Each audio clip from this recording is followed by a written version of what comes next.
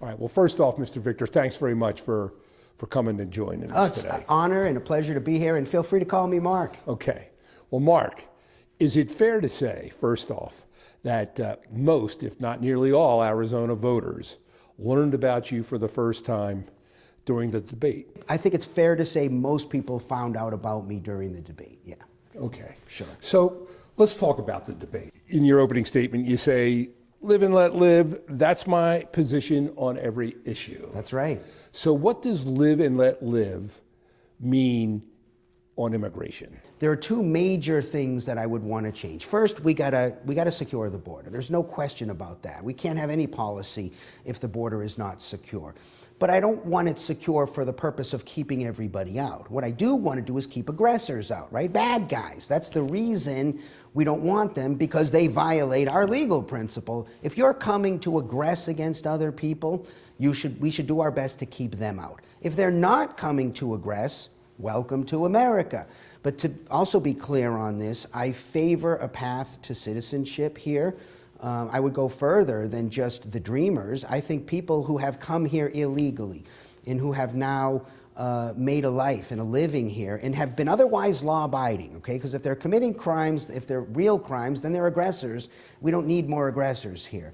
But if they're living peaceful, productive lives, we need to come up with a path to citizenship. Let's talk about the economy and that issue. Excellent. How does that translate in your philosophy of live and let live? So what's left, if you apply this, what's left is a free market economy, right? That's what's left.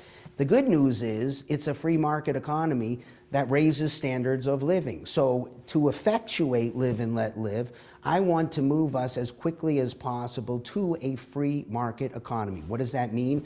It means we got to stop this horrendous amount of spending that we have. Nobody's even talking about cutting spending anymore. I'm talking about cutting spending, and I want to cut it dramatically. I think we could be on the verge of a major financial collapse. We've got $31 trillion of debt. I note that when I ran for Senate against Jeff Flake and Rich Carmona 10 years ago, it was outrageous that we had just hit 20 trillion in national debt. Now, this is just the debt. So we have to dramatically cut spending.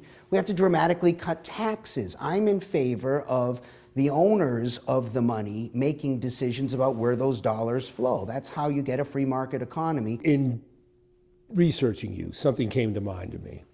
And who are you like in some ways? And I'm not going to say it's identical, but you remind me of Jimmy Carter in his, Carter ran for president in the aftermath of Watergate, and he brought to that campaign this whole sense of morality. Yes. And doing the right thing. Yep. He got elected.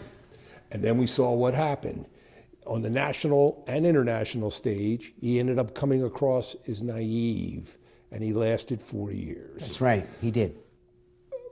Why should people think any different about you? You're well-intended, you have these interesting ideas, but in the world of politics, in the world of the U.S. Senate, do they have a shelf life at all?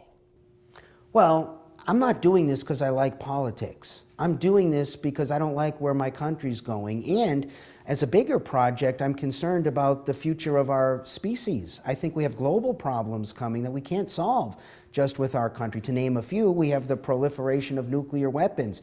We've put this on the back burner, and I don't think we should have done that. Also, I think it's going to be easier to manufacture nukes. We have artificial intelligence coming. We have synthetic biology coming. I'll take the Jimmy Carter point as to one aspect of Jimmy Carter. I think Jimmy Carter was widely seen as bringing integrity to the process, as being an honest person. And absolutely, I'm in that box. I don't lie to anybody about anything ever. I don't shade the truth. I don't omit facts. I'll tell you exactly what I think about things. And I have many, many friends. In fact, if you look at my endorsement page, you'll see a lot of friends that are 20 plus years there. Every one of them would say, I've never heard Mark tell a lie about anything. I'm not going to change anything about who I am because I'm going to jump into this maybe cesspool of politics. I'm not intimidated by it. I'm going to be me no matter what happens. Good luck.